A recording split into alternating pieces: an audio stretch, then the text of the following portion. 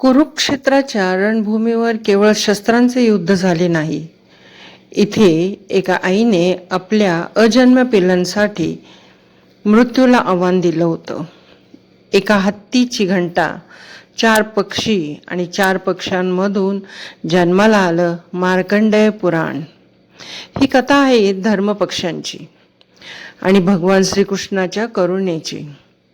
चला या अद्भुत कथेत खोल जाऊया. आमच्या पीस विदिन चॅनलमध्ये आपले खूप खूप स्वागत. एकेकाळी ऋषी मांडपाळ नावाचे महान तपस्वी होते. त्यांचा सर्वात धाकटा पुत्र द्रोण. पण हा तो पांडवांचा गुरु द्रोण नव्हे बरं का. हा द्रोण तारशी नावाच्या एक अत्यंत सुंदर सोज्वळ स्त्रीशी विवाह करतो. त्याचे आयुष्य आनंदात चाललेले असते, पण नियतीने काही वेगळंच लिहून ठेवलेलं असतं. तारशी गर्भवती असते, 3 महिन्याची. याच काळात एका प्रसंगात महर्षी दुर्वासांचा कोप होतो आणि क्षणातच तारशीला पक्षी होण्याचा शाप मिळतो.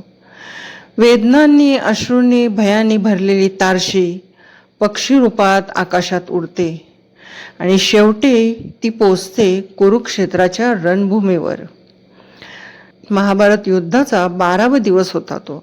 अर्जुनासमोर उभा असतो भंग दत्त, एक भयानक योद्धा. तो युद्ध करतो सुप्रतीक नावाच्या प्रचंड बलाढ्य हत्तीवर बसून. युद्ध सुरू होण्याआधी भगवान श्रीकृष्ण अर्जुनाला एक विचित्र आदेश देतात. अर्जुना, त्या हत्तीच्या गळ्यात लटकणाऱ्या घंटेकडे बाण सोड. अर्जुन आश्चर्यचकित होतो, पण भगवान कृष्णाच्या आज्ञेवर विश्वास ठेवतो. अर्जुनाचा बाण सुटतो, घंटा कोसळते. त्यानंतर भयंकर युद्ध होते आणि भंगदत्ताचा वध होतो. युद्ध संपल्यावर भगवान श्रीकृष्ण आणि अर्जुन रणांगणावर चालत असतात.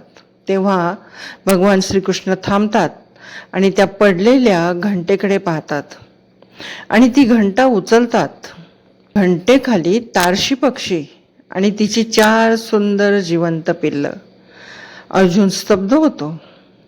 श्रीकृष्ण म्हणतात, अर्जुना, युद्ध सुरू होण्यापूर्वी या पक्षीने माझ्याकडे विनंती केली होती, तिची 4 अंडी सुरक्षित ठेवण्यासाठी.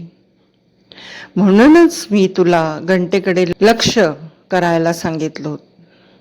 ती घंटा त्यांच्या रक्षणाचं कवच होती. भगवान श्रीकृष्ण त्या 4 पिल्लांना स्पर्श करतात आणि चमत्कार घडतो. ते पक्षी मानवाच्या वाणीत भगवान श्रीकृष्णांची स्तुती करू लागतात. त्यांच्या भक्तीने प्रसन्न होऊन भगवान श्रीकृष्ण म्हणतात, रणभूमीच्या पूर्वेला विंध्य पर्वत आहे. ते माता दुर्गेचं दिव्यस्थान आहे. तिथे निवास करा.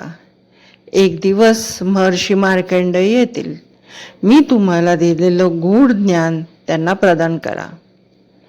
ते 4 पक्षी विंध्य पर्वतात जातात, महर्षी मार्कंडेयांना भेटतात आणि भगवान श्रीकृष्णांनी दिलेलं दिव्य ज्ञान त्यांना प्रदान करतात.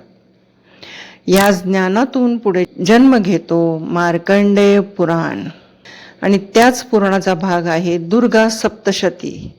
हे 4 पक्षी पुढे ओळखले जातात धर्मपक्षी म्हणून. आजही असं मानलं जातं की विंध्यवासिनी देवीच्या मंदिराजवळील मोटिया तलाव आणि गेरुवा तलाव परिसरात हे 4 धर्मपक्षी आपल्या सूक्ष्म रूपात वास करतात आणि खऱ्या साधकांना आजही ज्ञान देतात. ही कथा आपल्याला काय शिकवते? भक्ती कधीही वाया जात नाही. भगवान श्रीकृष्ण प्रत्येक जीवाची काळजी घेतात आणि धर्माचं ज्ञान अनेक रूपात येतं. जर ही कथा तुमच्या मनाला भिडली असेल तर लाईक, सबस्क्राईब करा. पौराणिक कथा पाहण्यासाठी बेल आयकॉन दाबायला विसरू नका. जय श्रीकृष्ण.